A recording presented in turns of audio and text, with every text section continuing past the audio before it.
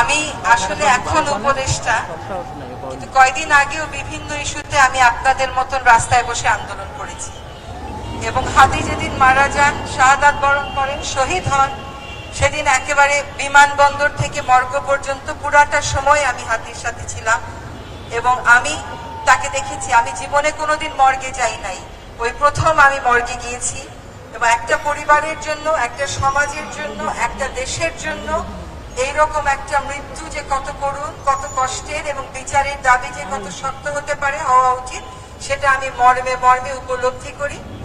আমি আজকে বলতে পারেন হাদির একজন গুণগ্রাহী।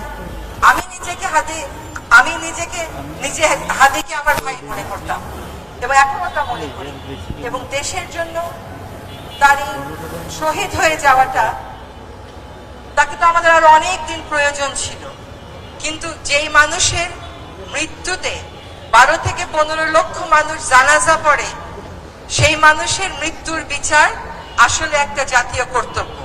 আপনাদেরকে আমি আশ্বস্ত করছি, অন্তর্বর্তী সরকার হয়তো আপনাদের মতন এখানে বসে নেই, কিন্তু অন্তর্বর্তী সরকার আমাদের শহীদ হাদিকে যারা খুন করেছে, সেই সমস্ত চিহ্নিত খুনি, এর পিছনে যারা ছিল, সকলকে চিহ্নিত করে বিচারের মুখোমুখি করার জন্য কাজ করে যাচ্ছে।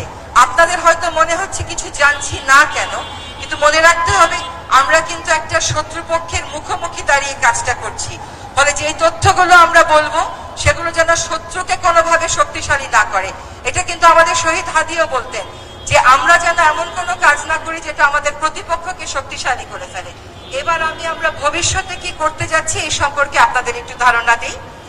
একটা হচ্ছে, আপনারা শুনেছেন যে সকল রকমের পরীক্ষা নিরীক্ষা শেষ করে এই হত্যাকাণ্ডের চার্জশিট সুনির্দিষ্টভাবে দেয়া হবে ইনশাআল্লাহ 7 জানুয়ারি 2026-এর মধ্যে।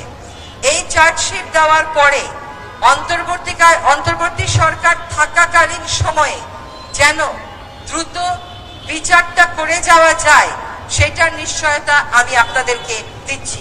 ইনশাআল্লাহ আমরা থাকতে থাকতেই এই হত্যাকাণ্ডের বিচার হবে। আমরা আরেকটা কথা একটু বলে রাখি আপনাদেরকে জানাবার জন্য, যে আপনারা আসিয়ার ঘটনাটা জানেন, সেই ঘটনায় কিন্তু 6 কার্য দিবসের মধ্যে বিচার কার্য সম্পন্ন করা গেছিল। কাজে চার্জশিটটা যাতে আমরা নির্ভুল ভাবে দিতে পারি, নিখুঁত ভাবে দিতে পারি, সকল পরীক্ষা নিরীক্ষা শেষ করে যাতে কোথাও কোনো ফাঁক ফোকর না থাকে, সেটা সম্পন্ন হয়ে যাওয়ার পর 7 জানুয়ারির পরে আমাদের সময় দ্রুততম সময়ের মধ্যে এই নৃশংস হত্যাকাণ্ডের বিচার আমরা অবশ্যই করে যাব ইনশাআল্লাহ। এবার আরেকটা কথা বলি, যে অনেক সময় অপরাধী যদি পালিয়েও থাকে, তারপরেও কিন্তু এটাকে আমরা ইংরেজিতে বলি ইন অ্যাবসেন্সিয়া বিচার। শেখ হাসিনার বিচার হয়েছে না, সে কি দেশে আছে? তারপরেও আমাদের সর্বান্তকরণ চেষ্টা আছে হাদিকে যারা শহীদ করেছেন, আমাদের কাছ থেকে কেড়ে নিয়েছেন, তাদেরকে যেন, তারা যদি বাংলাদেশ থেকে চলে গিয়ে থাকেন, তাদেরকে যেন আমরা অবশ্যই দেশে ফিরিয়ে আনতে পারি।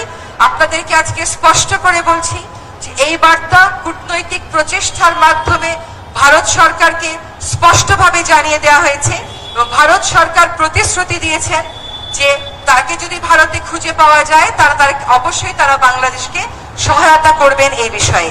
এই মুহূর্তে কূটনৈতিক প্রচেষ্টার এই বিষয়ে আমি আর কথা বলছি না। আপনাদেরকে বুঝতে হবে যে এটা তদন্তের কারণেই আমরা আসলে এই কথাগুলো বলতে পারছি না। আগামীকাল সকাল 11:15টায় ডিবি পুলিশ একটি সংবাদ সম্মেলন আয়োজন করেছে। সেই সংবাদ সম্মেলনে আরো বিস্তারিত বলা হবে। আমি কেন আরো বিস্তারিত বলছি না, কারণ কিছু কিছু জিনিস এখনো ভেরিফিকেশন বা সত্য যাচাইয়ের পর্যায়ে রয়েছে। আমরা একেবারে কোনো রকমের ভুলভ্রান্তি রাখতে চাই না। আগামীকাল সকাল 11:15টায় ডিবি পুলিশ যে সংবাদ সম্মেলন করবেন, সেই সংবাদ সম্মেলনে আপনারা আরো বিস্তারিত জানতে পারবেন। আমি আমার বক্তব্য এখানেই শেষ করছি। আপনাদের সকলের সাথে আমাদের আত্মার অবশ্যই মিল আছে, আমাদের চাওয়ার অবশ্যই মিল আছে। আমরা শহীদ হাদির পরিবারের সাথেও যোগাযোগ রাখছি।